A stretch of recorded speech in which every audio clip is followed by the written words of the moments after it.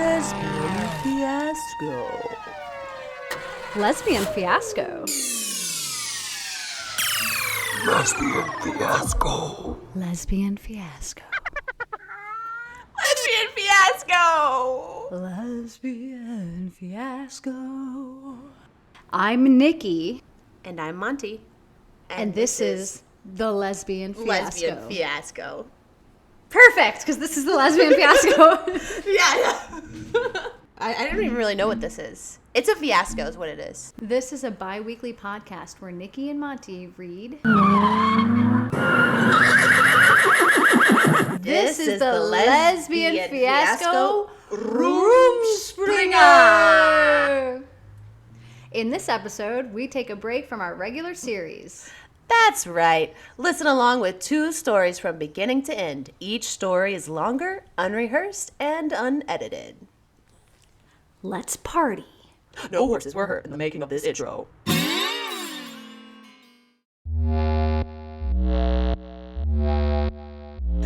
This is If I Can't Have You. Can you believe it's happening? I mean, it's really happening. It is. It's happening. I always knew it would. No, you didn't. Yes, I did. Okay, since when? Since, our childhood.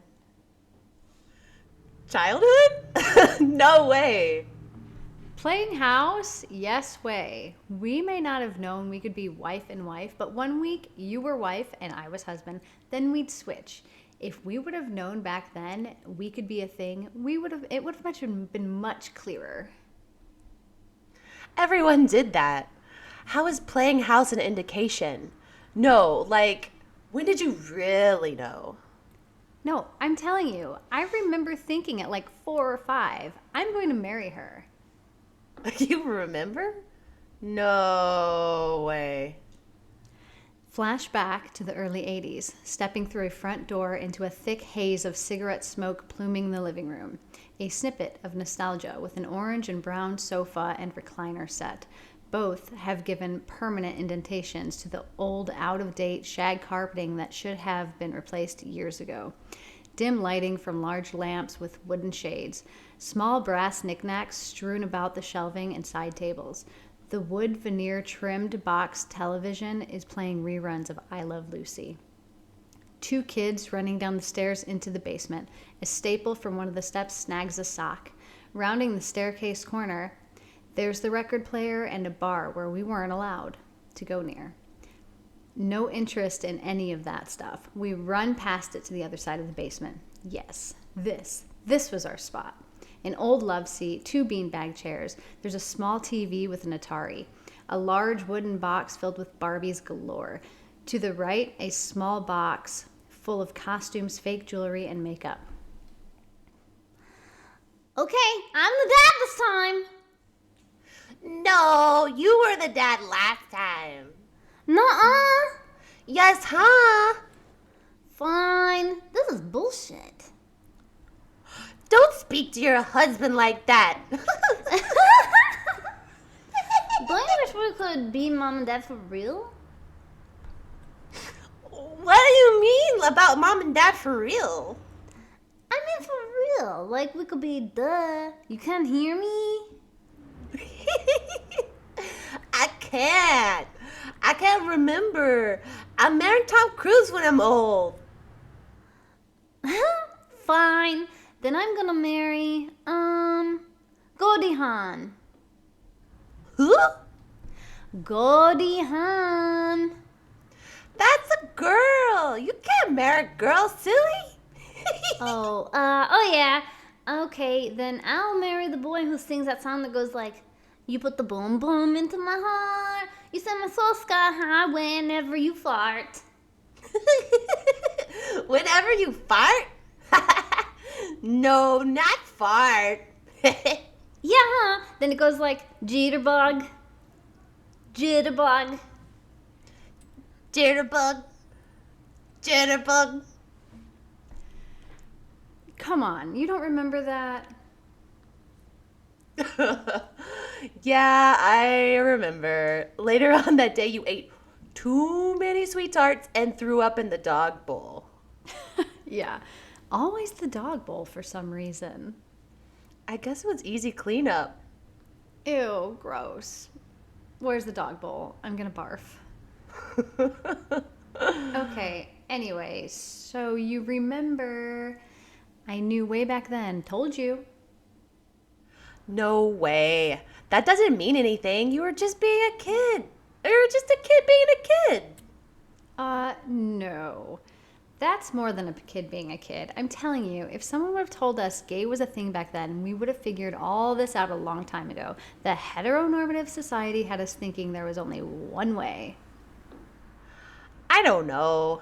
I distinctly remember you having a crush on Trevor. No way! I told you that was not a crush on him. I wanted to be Trevor. All the girls were hanging all over him all the time. I remember him only having eyes for you. Ew. He did. He used to draw these little stick figure drawings of me and him. I think he gave me one every day from first grade to third grade. I'm pretty sure my mom still had a few of them. Ugh. He annoyed me so much. I remember that. What? Alex, what are you talking about? Yes, you did like him. No, it was only because he liked me and everyone else liked him. And I was like, kid flattered. But no, ew. That started happening later on. Yeah. Well, that's why I wanted to be him.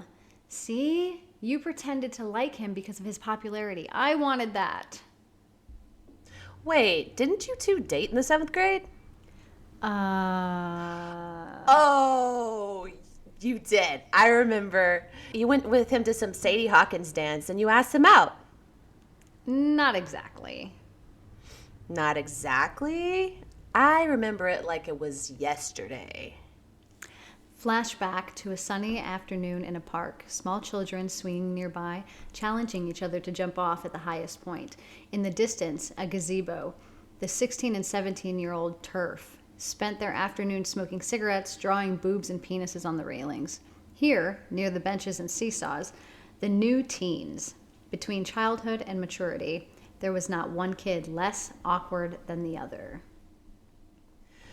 Trevor! Here he comes. Hey, Trevor. What's up? Trevor, oh my God, show everyone how you do that rad thing on your skateboard. It's so cool. Everyone watch. I can do it too. It's not like super hard or anything. Yeah, right. Then do it. Okay, I totally will. Okay, Trevor, give August your skateboard. Fine. Yeah. Watch and learn, suckers. Ouch! Ow! What a dork. I thought it was easy. What happened? Shut up. I think I'm really hurt. Oh, here come the waterworks. Trevor walks over to August.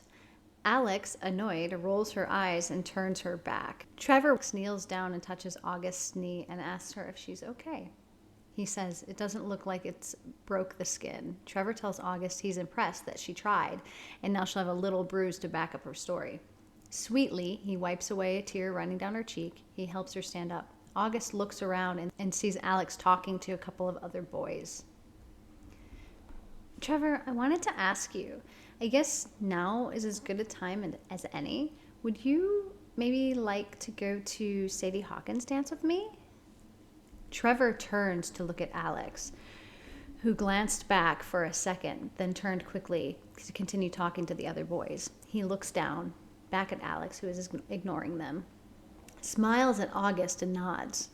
He says he'd be happy to go with her, but she better bring her dancing shoes. What? Are you... August, did you just really... I can't believe you! Alex gets on her bike and rides away, leaving Trevor confused. Wow, I forgot all about that. Did you? Yeah. I mean, I remember the dance, but not how it all transpired. Gross. I was so messy back then. Messy back then? Hey now, you better watch it.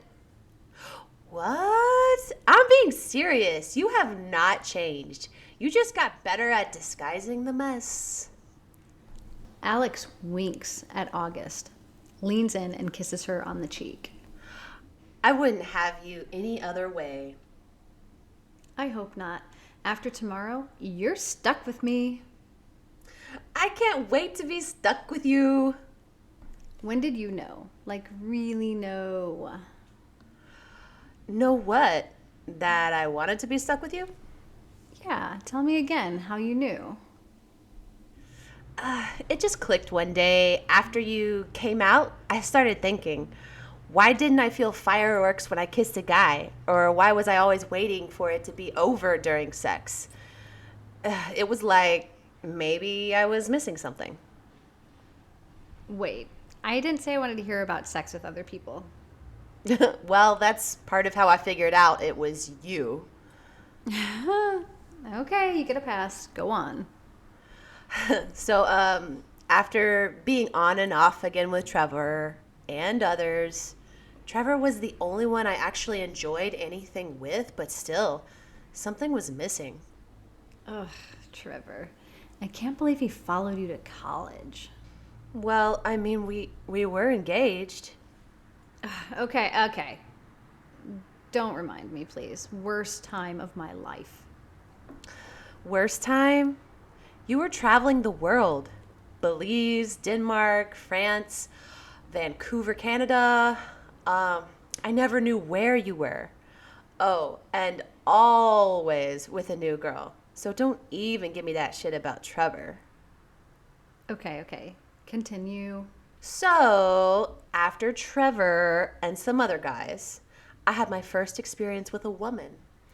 That is when I figured out what I'd been missing. I actually got turned on by a kiss. I didn't want to tell you because, well, I thought you would get mad. No, I would have dropped what I was doing and flown to you. Yeah, but I never know which you I'm going to get. That made me nervous to say anything. So when I knew it was you, one night I was laying in bed and I couldn't stop thinking about you. I grabbed my vibrator and had the best 3 orgasms I've ever had. Afterward, I rolled over and spooned my pillow, imagining it was you. The next time you came into town, I knew I was going to make a move. I have never been more pleasantly surprised in my whole life. From childhood besties to stinky farting teens to lesbian lovers, and soon, an old married couple. I've never been happier. August looks around. She rubs her eyes, squints. She can see 2 women standing in a doorway whispering. She overhears one whisper to the other. So tragic. The other nods her head in agreement. A damn shame. I'll go get the shot ready. August watches them walk away. Alex? Alex! I'm here, August. I'm right here. Where? Where are you, Alex? Alex! The nurses come sprinting back. August is standing now, looking frantically around the room, almost at a full spin, trying to find Alex. The nurse grabs August and sticks a long syringe into her upper arm. Alex? Alex? I'm right here, August. Why can't you find me? No! August, please, no! Stop! The room begins flashing. August is squinting her eyes, trying to see past the bright, strobing lights at 2 figures, one sitting very relaxed on what appears to be a sofa, the other one asleep on the floor. The flashing slows. Everything feels like slow motion. Noise is muffled. August hears Alex faintly. What did you do? August walks slowly into a hazy room. She looks down at her hands.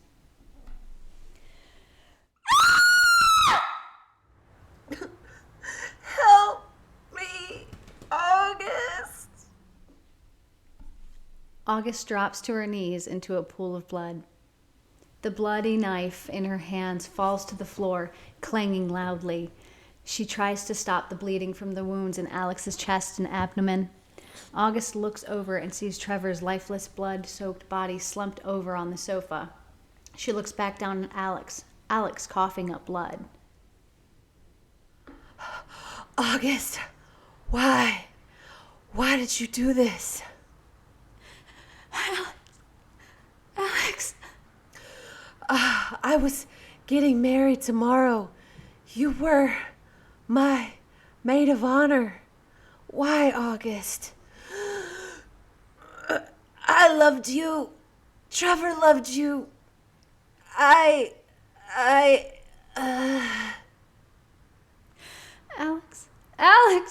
I'm sorry. I'm sorry, Alex. I love you. I didn't want to lose you. No! The two nurses gently lift August off of the ground and lay her on a bed. She lies there on her back with a hollow expression, staring blankly up at the water-stained ceilings.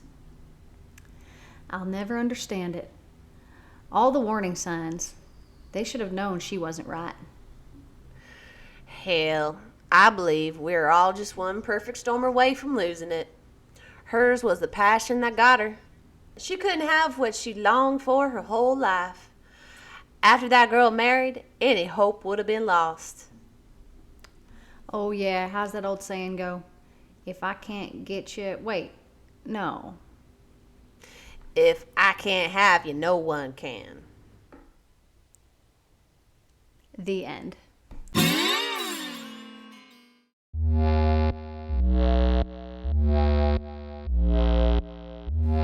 This story is called Lust in Space. The airlock door opened beside the Plant Habitat Module 7, where Dr. Talia Ramini spent most of her waking time. Bethany Gretchenberg floated into the Mars Explorer Station from the outside after disrobing her spacesuit, shutting the airlock behind her. This was the 239th Earth Day that the all-female crew had been in trajectory to be the first people to make it to Mars, and the first humanity had ever gone before. Finally, I got the S7 board finished on the left wing, so I think I might be ahead of schedule for the repairs for now. At least during the communication blackout with Mission Control, I won't be stressing about anything being unfinished. I've never seen you freak out. And thank you for your hard work, Gretch. I have no idea what the S7 board is, but it sounds important. I'm a botanist, you know. Talia, you know the secret trick of the IT crowd is turning things off and back on. That should fix most of the technical problems. It's a little secret I share just with you. Don't tell the others. Well, I know you do more than that. Me, I'm just watching plants grow over here. Yeah, right. Just watching plants grow, but in zero gravity. And you're going to be the first person to ever get your hands in that red dirt when we get there. Isn't that a botanist's wet dream? If you're a crazy astrobiologist like me, then yes. I guess it is a wet dream of mine. I mean, haven't we all been working our whole lives to get to space? Absolutely. If we weren't so educated and decorated in our fields, we would have been marked as just crazy people. At least that's what my exes think.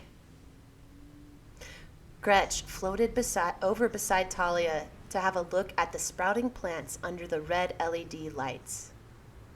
Every time I come over here to your little garden, it always makes me crave a salad so bad. Do not touch my babies, or I'll... Or you'll what? You don't want to know. Come on, Gretch. A smile rose to Talia's face. Okay, Talia. Yet again, I will go another sleep cycle without a proper salad. But I can't make any promises I won't sleepwalk over here at night and have a little taste. You mean sleep float? Like a ghost. Talia, yes. Salads haunt my dreams, so I might haunt your garden. Enough of that, silly. Oh, actually, Gretch, I'm glad you're here. I don't know where my number 2 wrench is. It must be floating around here somewhere. Can I borrow yours? I have to tighten this filter hose, and finger tight is not enough. Let's see. That's a 1/4 inch. I got you, right here. Gretch reaches into her satchel and pulls out the right tool. Don't let this one get away, Talia. You know what? In fact, it's getting closer to dinner. I'll wait here until you're finished. Thanks. And thanks for the company. You know, the others are great. We have a fantastic crew, but I really enjoy your company the most.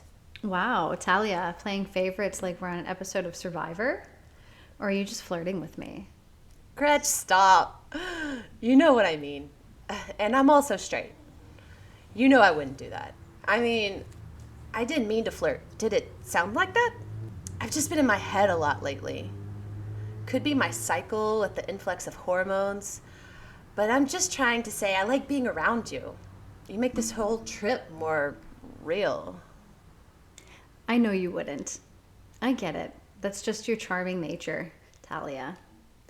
With all the men 38.3 million miles away, your charm just comes out naturally. I know. We've never talked about sexual orientation before, but I'm bi. Mostly leaning to the homosexual side at about 100 degrees. You've measured it. And for the record, I feel totally at ease with you. I've never done anything sexual with a woman, except make out drunkenly at a bar back in college. It was a dare, of course, and there were guys crowded all around us. Blech. Oh, and I used to spoon with my dorm roommate all the time. Oh my, Talia, say it isn't so. Let me guess, you were both straight. Who was the big spoon? The red LED lights of the garden completely disguised Talia's blushing complexion. I was the big spoon. Oh, gosh. We didn't do anything other than that. Come to think of it, Chani came out as a lesbian after senior year. I got married to my ex, Randy, after graduation, too. You think she wanted more than just being your cuddle buddy? I never really thought about it. I was so hung up on myself and my career. In hindsight, maybe so. We didn't talk much after undergrad, but we were inseparable in school. Talia, she was waiting on you to make a move. It was in my blind spot. Problems of an award-winning scientist. Interpersonal relationships get the back seat. You know, we are here on this ship, constantly working all our waking hours, doing diagnostics, calibrating, testing, exciting stuff on the frontier of human knowledge. But I can't help wondering about how I got here, and if things would have been different. Funny, human brains love making up scenarios. I daydream too, Talia. But remember, you're among like-minded people. We're in this together as we approach the edge of our mortality. I'm glad you're here with me, too. Gretch reached over for a hug, and they pulled their 2 floating bodies together, accidentally floating across the module almost into Module 8. Talia could see they were floating toward a wall, so she wrapped her legs around Gretch and held her head to brace the slow-mo collision to avoid Gretch's head bumping against the panel. Woo! Thanks for the save. I've bumped my head enough here. That hug felt good. Thanks for that. Thank you. All right, now, say goodnight to your babies. It's dinner time, then sleep mode. Let's head over to the commons and see what kind of grub we can hydrate. The plants shall live another day and be spared from my fork. Thank you, oh venerable majesty.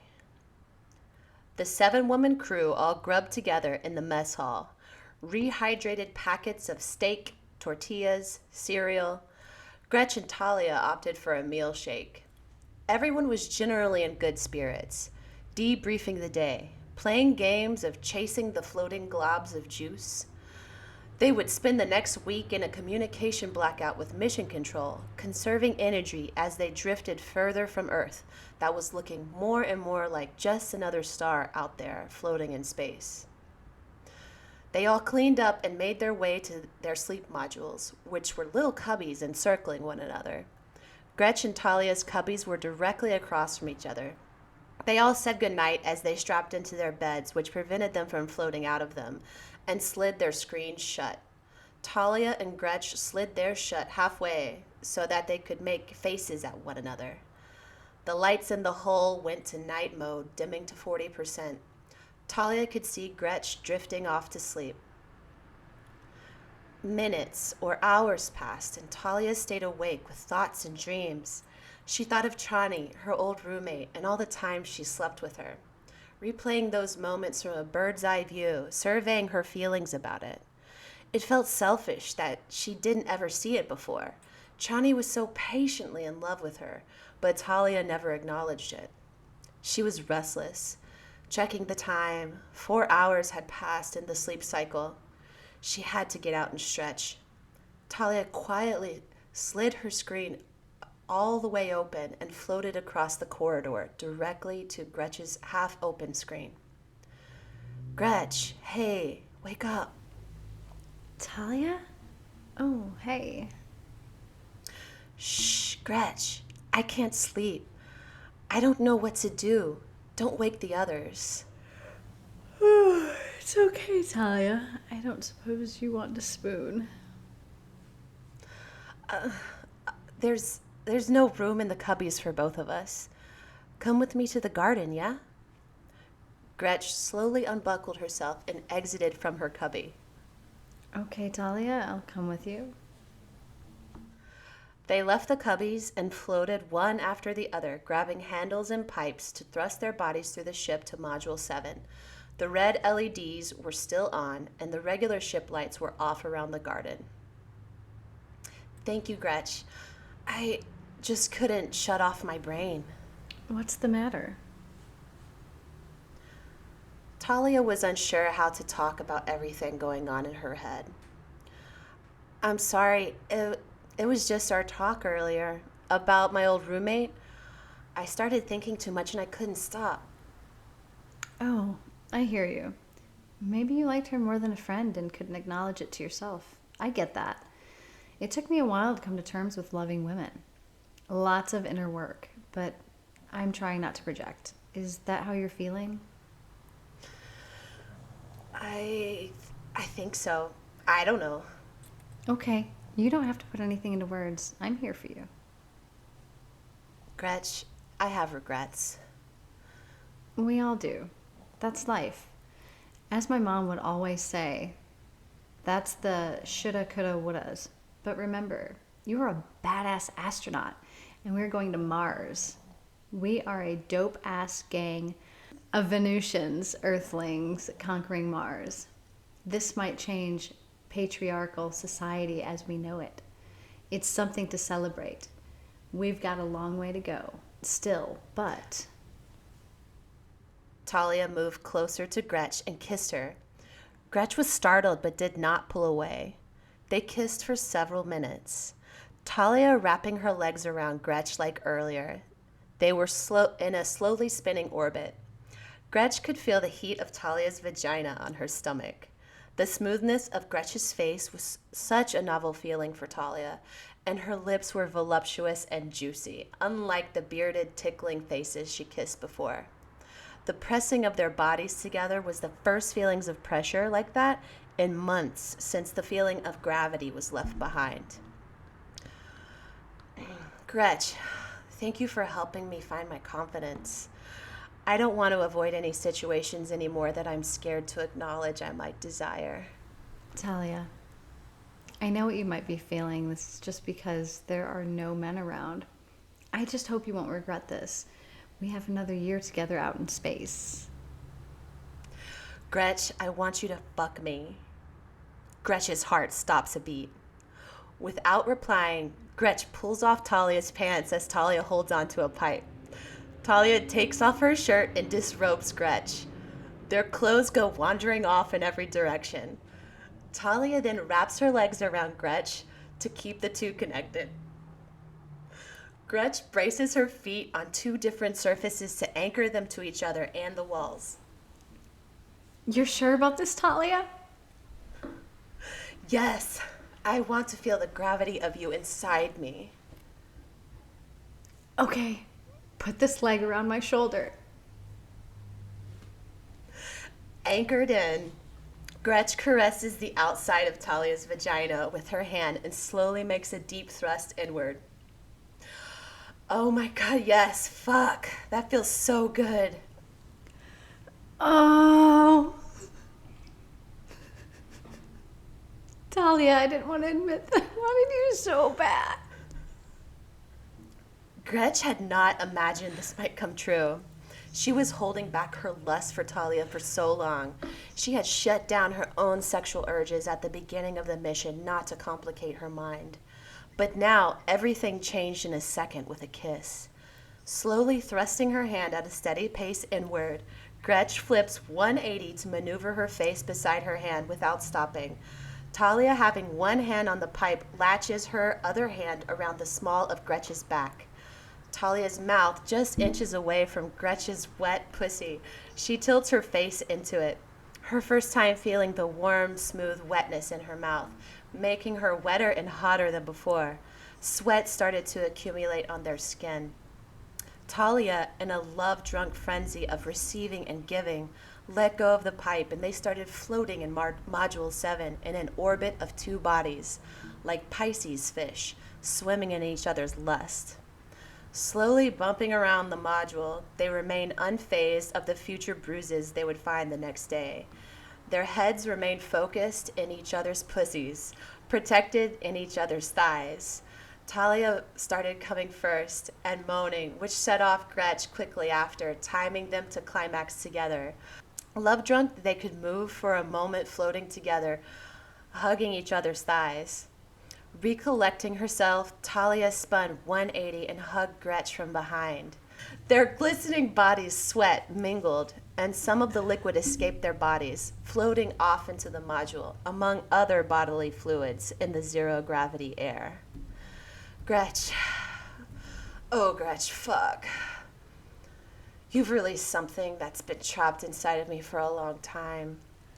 Same here, Talia. Same. I won't abuse our working relationship. Our main focus is always Mars, but our earthly desires and lust have followed us here, and I want more of you. What is this human life?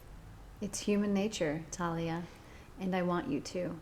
Let's be honest with the crew. Tell them when the time is right.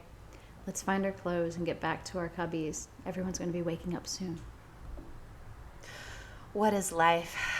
Life is now here, with you floating in the stars. Okay, let's go. The end. Rumspringa!